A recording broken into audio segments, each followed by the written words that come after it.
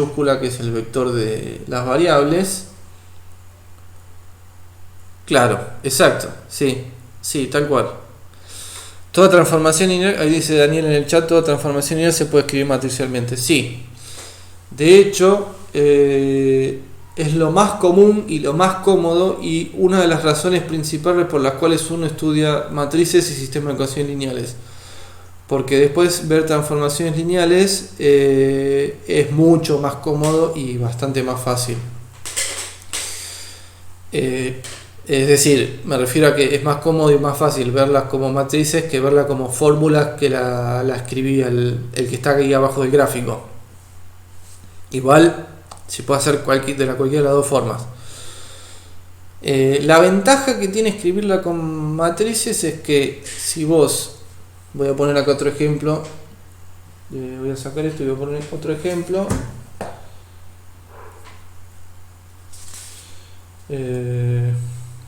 Supónganse, hagamos otro ejemplo que sea matricial, no sé, 1, 0, menos 2, 3, 4, 5, ¿sí? Por el x1, x2, ¿sí?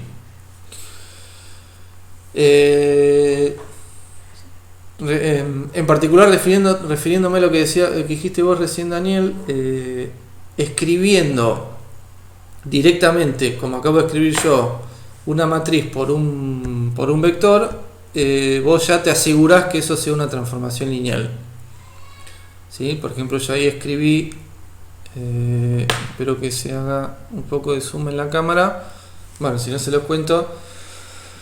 Yo ahí escribí la matriz, ahí se ve, 1, 0, menos 2, 3, 4, 5 por el vector x1, x2. Bueno, como escribí una matriz por un vector, eso seguro es una transformación lineal. Te aseguras 100% que es una transformación lineal. No tenés que andar viendo que mande el 0 al 0, subespacios en subespacios, ni nada. Listo, es una transformación lineal. En cambio, si a vos te dan una función que manda vectores en vectores, bueno, tenés que empezar a ver si las ecuaciones, si las fórmulas que la definen son lineales, si manda el 0 en el 0, si manda subespacios en subespacios. O sea, tendrías que chequear un par de cosas para poder concluir que es una transformación lineal. Pero si ya la tenés escrita como una matriz por un vector columna de variables, listo, es una transformación lineal seguro.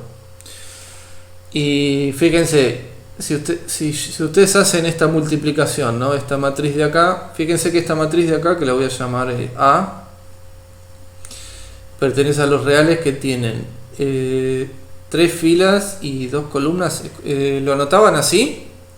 R a la 3 por 2. No sé si me pueden confirmar eso. Voy a escribir un poco más grande. Sí, ok. Voy a escribir un poco más grande ahora que... Ok, gracias. Esa tiene 3 filas y 2 columnas. Si hago el producto ¿qué me quedaría? Fila 1 por columna 1 va a ser 1 por x1 más 0 por x2, ¿sí? Fila 2 por el vector columna va a ser menos 2 por x1 más 3 por x2. Y si hago fila 3 por el vector columna va a ser 4x1 más 5 por x2. No sé si se llega a ver, más o menos. Entonces fíjense, el vector columna que me quedó como resultado de esa multiplicación, no sé si se llega a ver, tiene... O a ver, pregunto. El vector columna que me quedó después del igual, ¿no? Después de hacer la multiplicación de la matriz por el x1, x2. ¿Cuántas coordenadas tiene? O en R a la, ¿cuánto está? ¿Les parece a ustedes? Pueden contestar por el chat o pueden abrir el micrófono si quieren. 3, exacto. R3, sí. Fíjense entonces lo que les decía, ¿no? Que este 2 de acá es de donde sale, por eso puse un x1, x2, y este 3 de acá es de donde llega. ¿sí? Entonces esa es otra ventaja de escribir transformación lineal con matrices, que si la matriz está en, quizás es confuso al principio, pero después uno se acostumbra y ya está. Como la matriz está en R a la 3 por 2, manda R2 en R3, ¿sí? O sea que lo escribimos A por X es una transformación lineal. Estoy intentando escribir grande, pero díganme si no, de R2 en R3, ¿sí?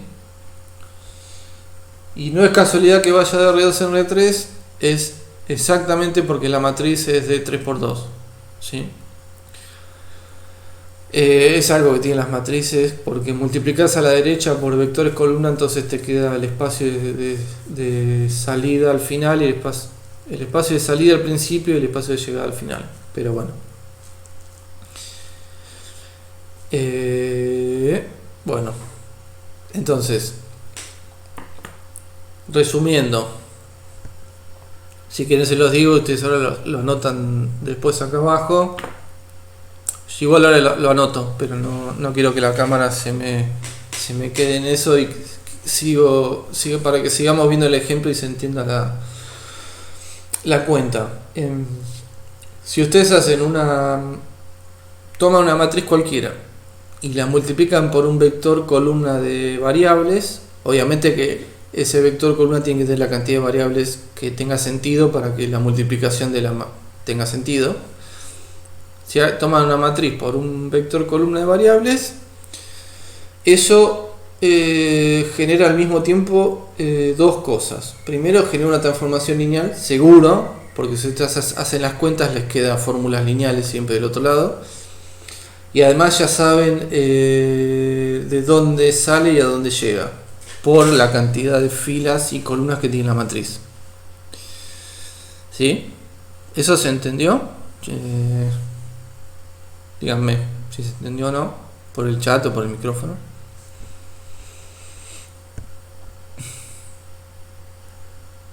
¿Sí? Ok. Espera un toque. Así, ahí. Leo dice que sí, Brenda... Ah, sí, R3, creo que te contesté, Brenda, ¿no? Sí, R3, sí.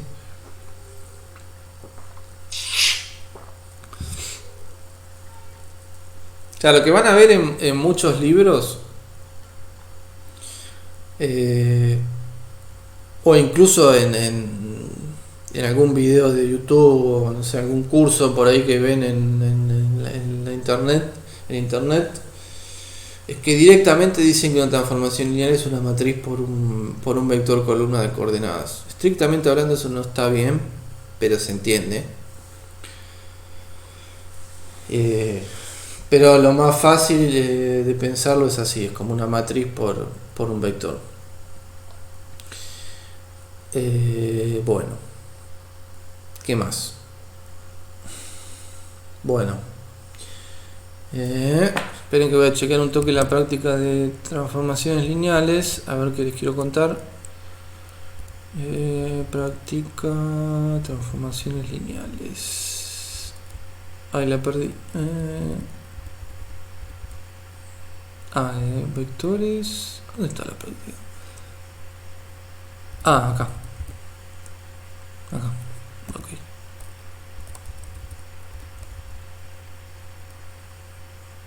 Bueno.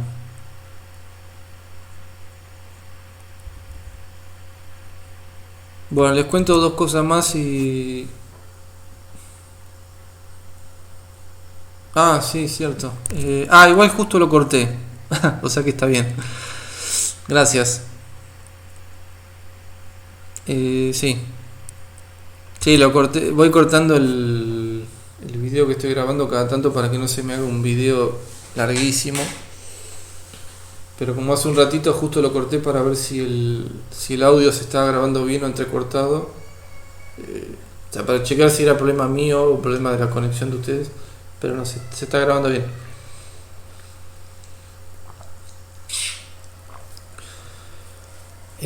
Bueno. Dos cosas más de transformaciones lineales y paramos un cacho. Una es,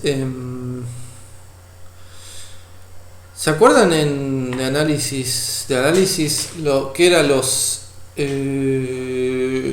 ceros de una función? ¿Se acuerdan de eso? ¿Alguien me lo podría decir?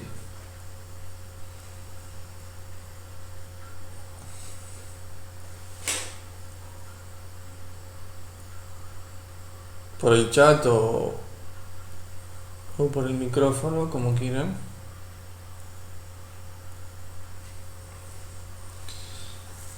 Sí, los puntos en X que eso es verdad.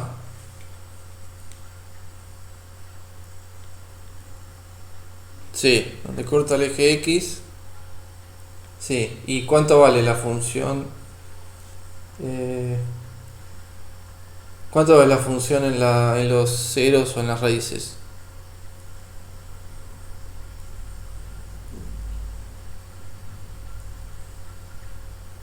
¿Se acuerdan de eso?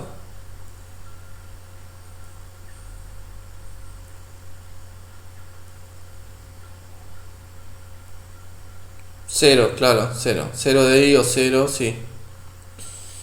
Exacto. Espérenme un segundo. Sí. Sí, los ceros de una función eran los valores de X que hacían que cuando vos hacías f de X te daba cero. Eso, no sé si se acuerdan.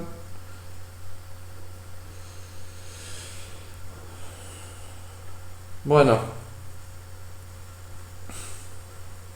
Eso, esto. Ahí está.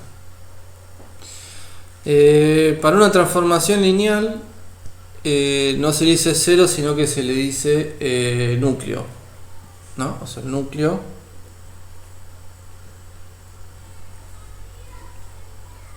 de una transformación lineal.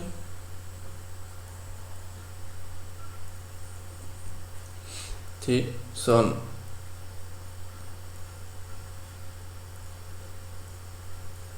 los X. Pongo X flechita porque podría ser X1, X2, X1, X2, X3, X1, X2, X3, X4, la cantidad que sea. Son los X tales que si vos le aplicas la transformación lineal a ese vector, te devuelve el vector 0, ¿sí? O sea, es el análogo a las raíces de una función, ¿sí? Por ejemplo,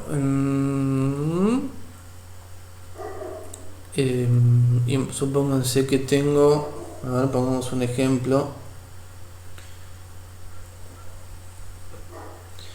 Supónganse que tengo esta transformación lineal, no sé, 1, 1, 2, 2,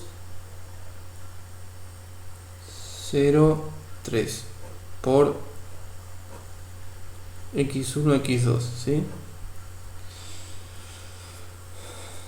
¿Está bien?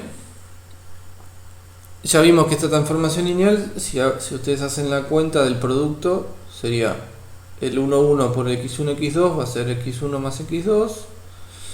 Después va a quedar 2 por x1 más 2 por x2. Y después va a ser 0x1 más 3x2. Quedaría así, ¿sí?